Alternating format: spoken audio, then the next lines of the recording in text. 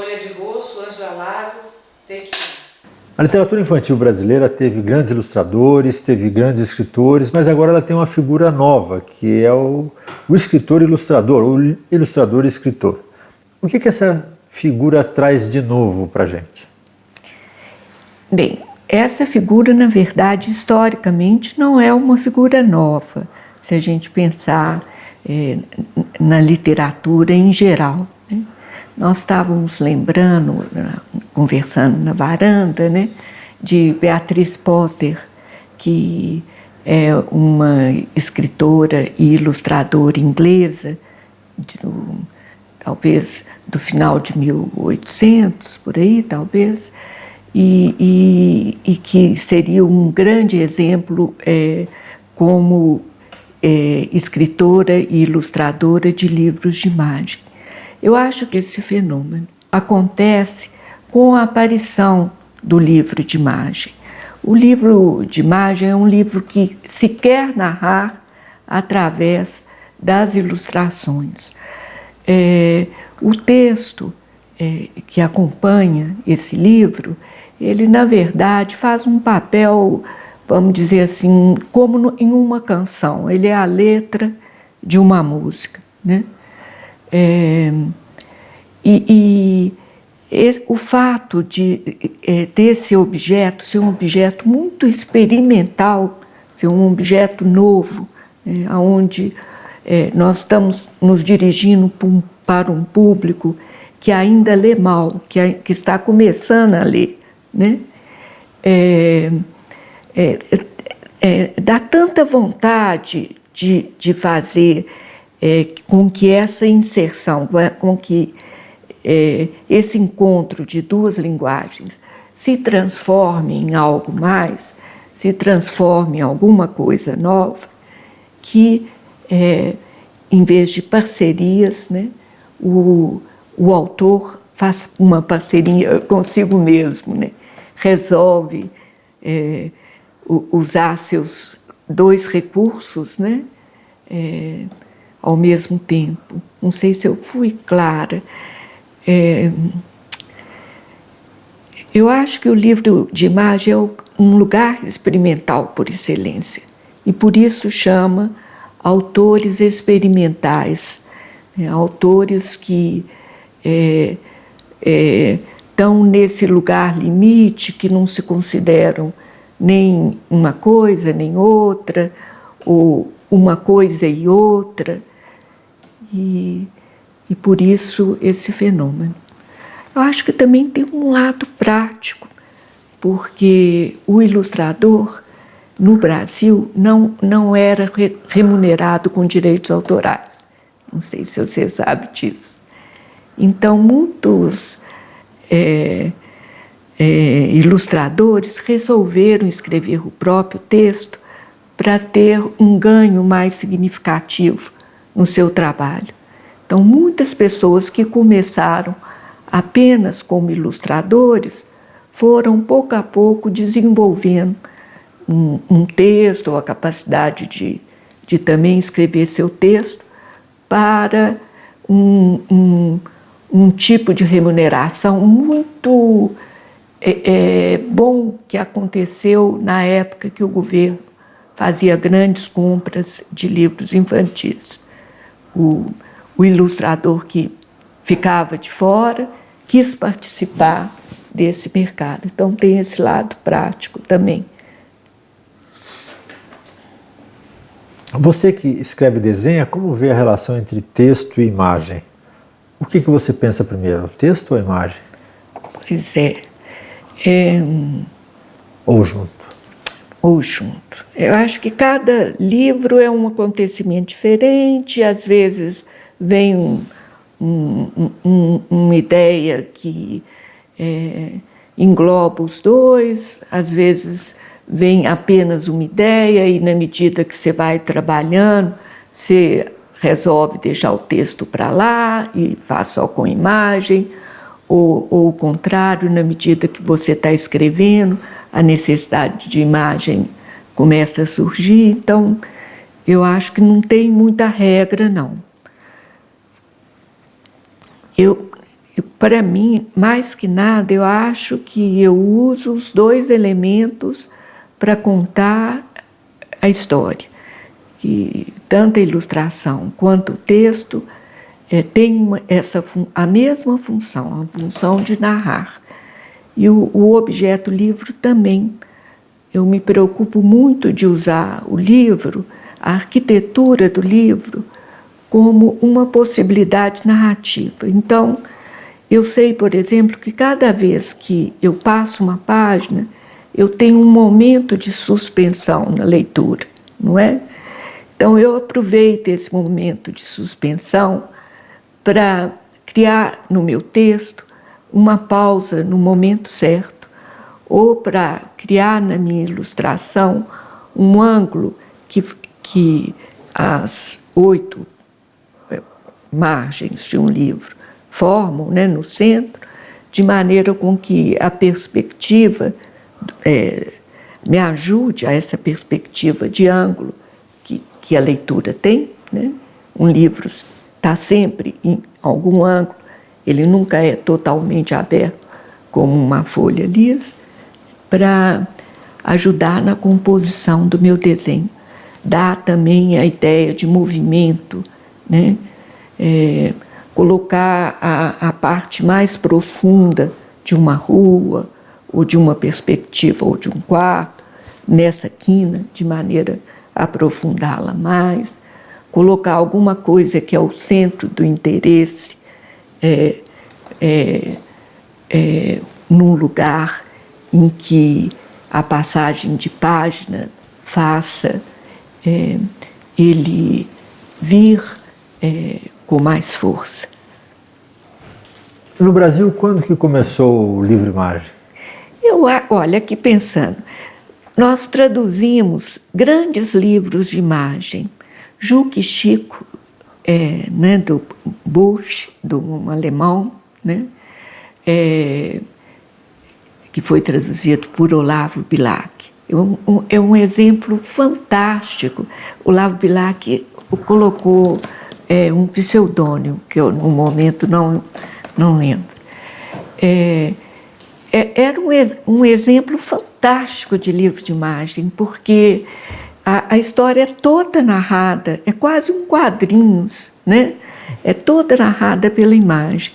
E nós temos o poema delicioso, né, do Olavo Bilac, acompanhando as imagens, né, contando a história, contando a mesma história.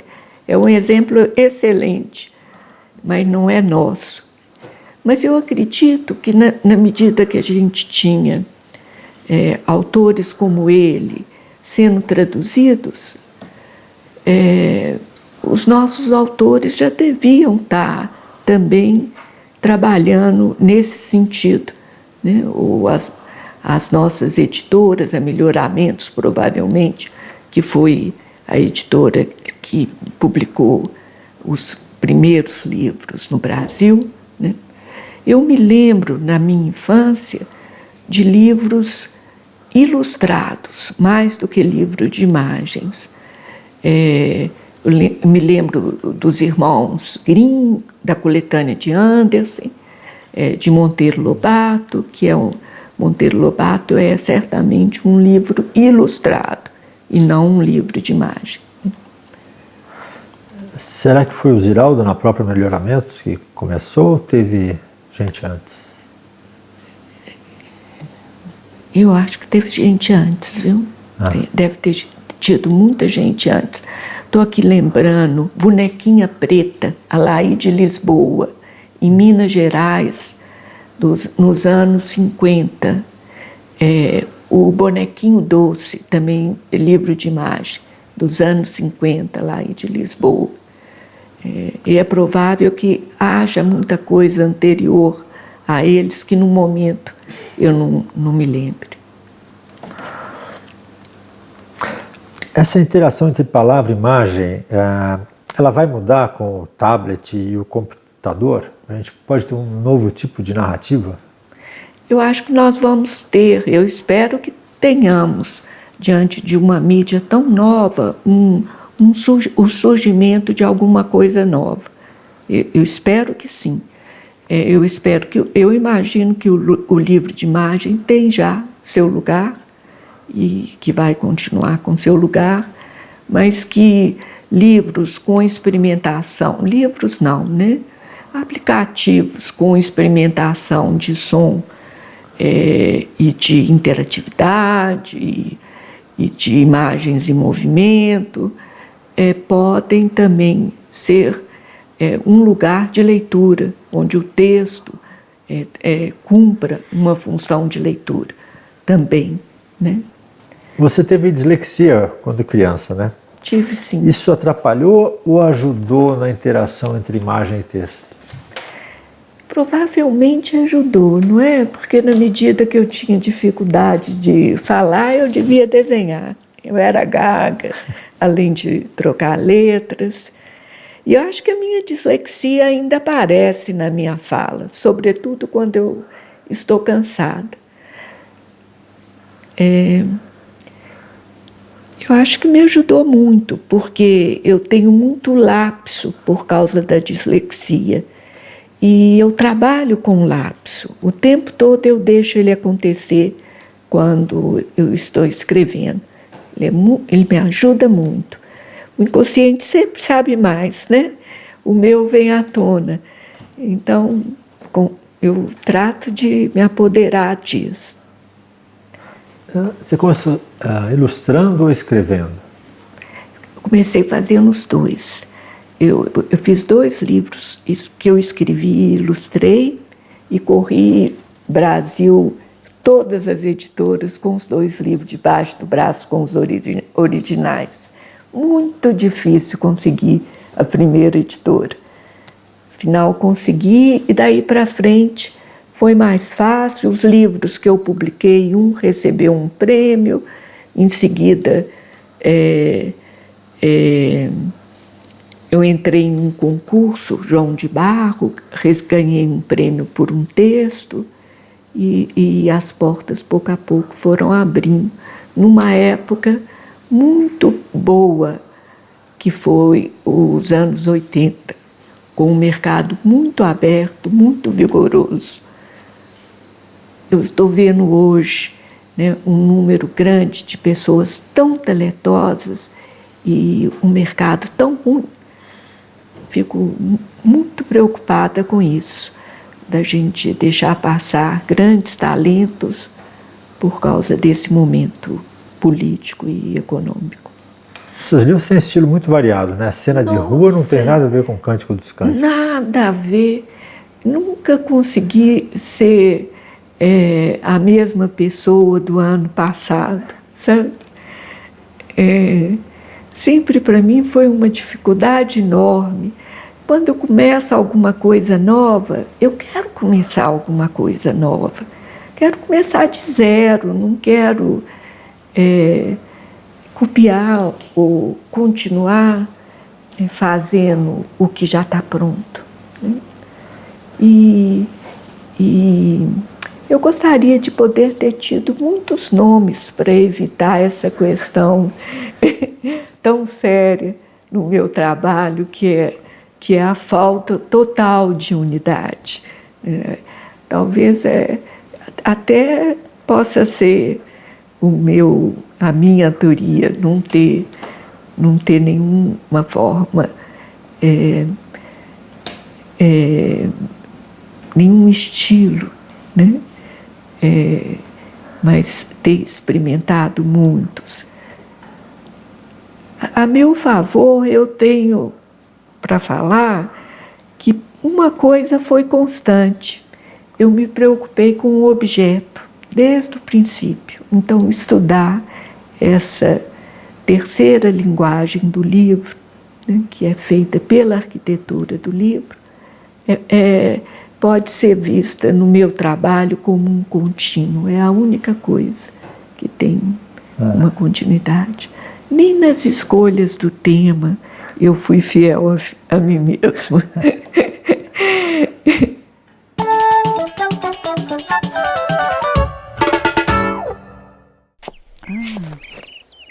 Tatiana Belinki nasceu em São Petersburgo, na Rússia, em 1919 e viveu em Riga, na Letônia, até os seus 10 anos.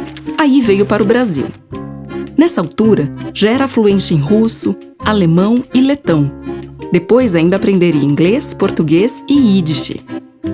Ela fez muitas adaptações para o teatro e para a televisão, inclusive a primeira versão do Sítio do Pica-Pau Amarelo para a TV Tupi, que começou em 1952 e durou nada menos do que 11 anos, com 360 episódios.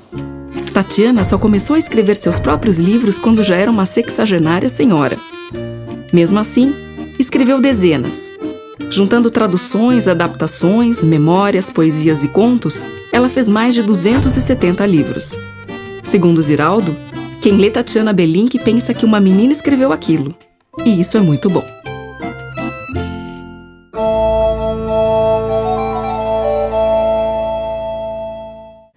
Uma onda invadiu o livro para as crianças e nos proporcionou os livros-álbuns ou livro ilustrado, como alguns especialistas preferem chamar.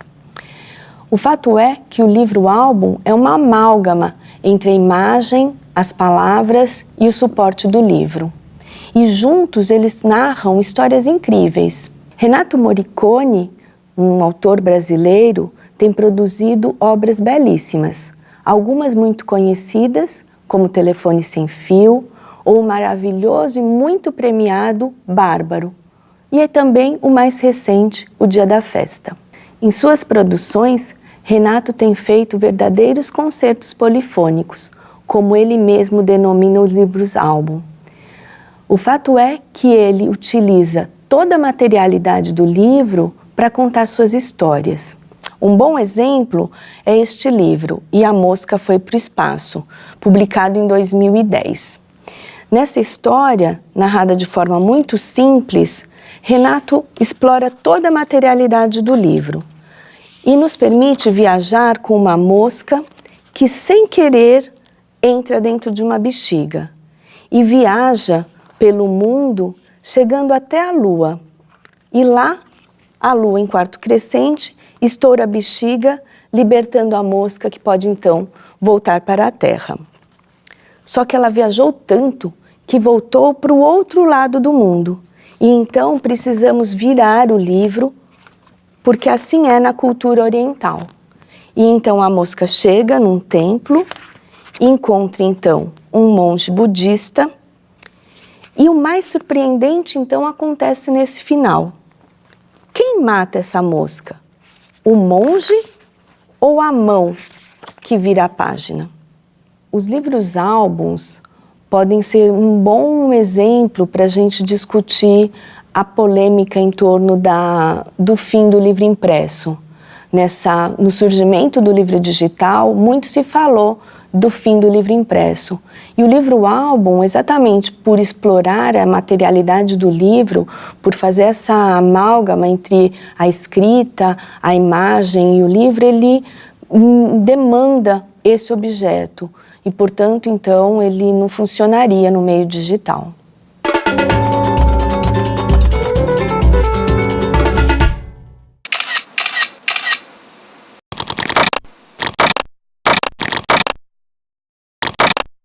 Atualmente eu escrevo em um tablet e, em geral, assentada numa cadeira, com as pernas para cima, num sofá, lá fora.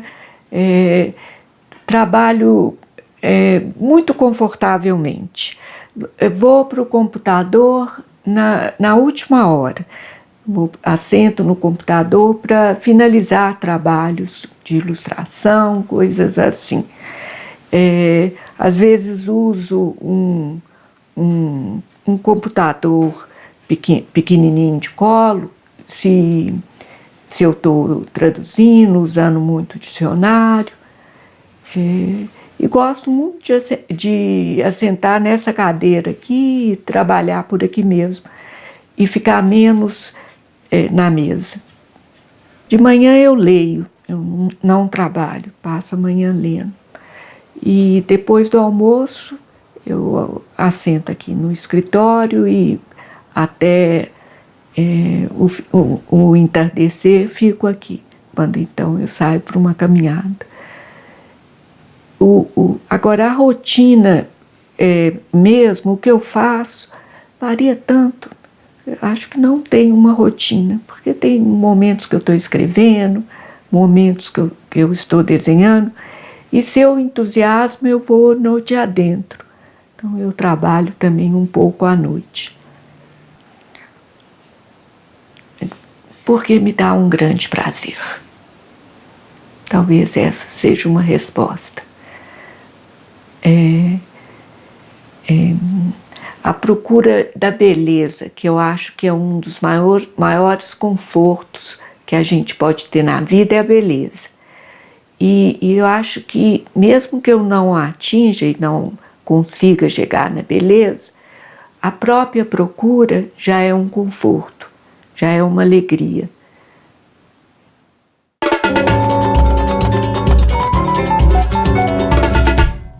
Oi, eu sou a Juliana. Eu sou o Caleb. Do Vlog Espanador. E hoje a gente vai falar de um livro infantil, que é o Carvoeirinhos. Carvoeirinhos, do Roger Mello. Ele ilustrou e escreveu esse livro. O Roger já tem uma carreira imensa e ganhou já diversos prêmios, como o Jabuti, da Finilige, e ganhou recentemente o Hans Christian Andersen, que é um dos prêmios mais importantes da literatura, né? O reconhecimento da literatura infanto-juvenil. Exatamente. O livro conta a história de duas crianças que moram e trabalham, né, numa realidade que a gente não está muito acostumada e que normalmente ela é bem escondida. Sim. Que são essas crianças que trabalham em minas de carvão. O grande sacada do Roger é contar esse livro do ponto de vista... João Marimbondo. Exato. Então aqui tem a relação, né? Enquanto a criança está construindo os fornos né, para queima de carvão, O Marimbondo está construindo as casas, né, os seus ninhos, né? E tudo mais. E aí, a partir desse momento que ele vê as crianças conversando, brincando e trabalhando, ele começa a seguir essas crianças, né? Uma curiosidade mesmo, né? O mais interessante é que a gente vê, como a gente vê através do Marimbondo, ele não percebe que, sei lá, as crianças estão conversando às vezes sobre os patrões, os donos ali da carvoaria, e de como é uma realidade dura de sendo perseguido. E o livro é curioso porque é todo narrado, né? É todo narrado, a ilustração toda nesse tom de cinza e um tom mais escuro, Né? E em algum momento tem uma explosão de cores que já aparecia ali, aqui e ali, até Bem no pontinho, pontos muito, né, demarcados, mas de repente vira essas labaredas aqui, né? E o mais curioso do livro é que ele apesar da realidade dura, as crianças ainda tentam ser crianças no meio disso tudo, assim. Sim. E a gente não fica muito claro o que vai acontecer com eles, né? Exatamente. Eu deixo essa coisa em aberto, assim, mas vale muito a pena a leitura. A gente recomenda muito esse livro. Então é isso, gente. Tchau. Até mais.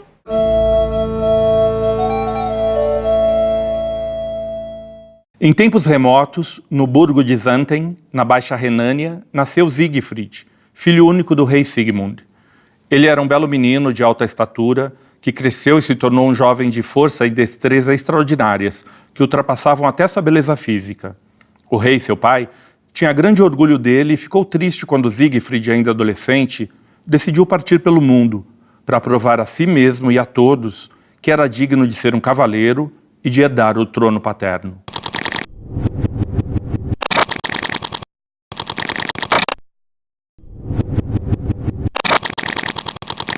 Olha, o que me atrai no processo de adaptação, mais do que qualquer outra coisa, é a possibilidade de você reciclar um material para a tua história. Então é você pegar um material de terceiros e ver que ali você pode dizer coisas tuas em cima de um material que já existe. Não é tipo, eu vou sentar, colocar uma folha em branco e pensar sobre o que eu quero escrever. Não, eu posso pegar algo pronto, como o livro da Tatiana, e de repente falar, tá, em cima desse material, o que eu posso criar uma autoria em cima disso? E a Tatiana, enquanto literatura, ela tem uma isca que para a linguagem teatral talvez seja uma armadilha, que ela já começa com o Siegfried enfrentando e matando um dragão. Se você começa isso no palco, aí não tem mais para onde ir, né? Pô, matou o dragão e o que vai acontecer agora? E se a gente pegasse uma estrutura de novela policial? A gente começa com a morte do herói, do Siegfried. Então o espetáculo ele é dividido em blocos. Ele começa com a morte do cara, morreu o herói. Então, aí a gente vamos desvendar o que aconteceu. Então, no primeiro bloco, a gente esmiuça os envolvidos nessa morte. Depois a gente vai lá para trás, a formação do herói. Aí a gente vai onde a Tatiana começa o livro, que é a saída do jovem Siegfried, que encontra um anão, mata o primeiro dragão, se banha no sangue e por aí vai. Aí volta para o enterro do Siegfried. Aí por que ele morreu? Ah, ele foi assassinado. Então o espetáculo era cheio de idas e vindas no tempo, com essa característica de novela policial, e para fisgar o público, para ele construir junto a história. Então era um espetáculo até difícil, não era um espetáculo que você sentava e acompanhava uma trajetória. O livro da Tatiana, ele é cartesiano. Ele começa e é uma sucessão de acontecimentos. O da gente não, era um quebra-cabeça. A gente acontecia, voltava. Acontecia, voltava mais perto. Acontecia e estava bem próximo, e aí a gente finalizava.